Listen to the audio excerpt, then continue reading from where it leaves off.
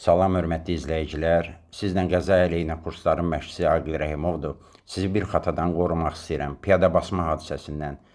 Dünya dramaturqlarından biri yazmışdı ki, dram əsərində birinci səhnədə divarda tüfəng varsa, üçüncü səhnədə o tüfəng mütləq açılmalıdır. Piyada yolun qırağında dayanıbsa, geci tezi yola qaçmalıdır. Yoxsa niyə görə dayanıb? Bəs neyniyək ki, biz o piyadanı basmayaq? Məsləhət ondan ibarətdir ki, piyadaya çatmamış, sürəti biraz artırırıq, ondan sonra maşında ətalət yaranır və tormuz pedalına keçirik. Piyadanın yanından keçəndə ayağımız tormuzda olur ki, axırıncı saniyədə birdən qaçsa, ayağımız tormuzda olsun və o dəqiqə tormuz pedalını basaq.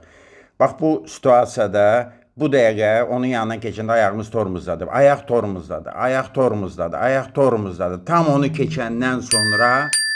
keçəndən sonra tormuzu buraxırıq. Çünki onlar adətən axırıncı anda qaçırlar.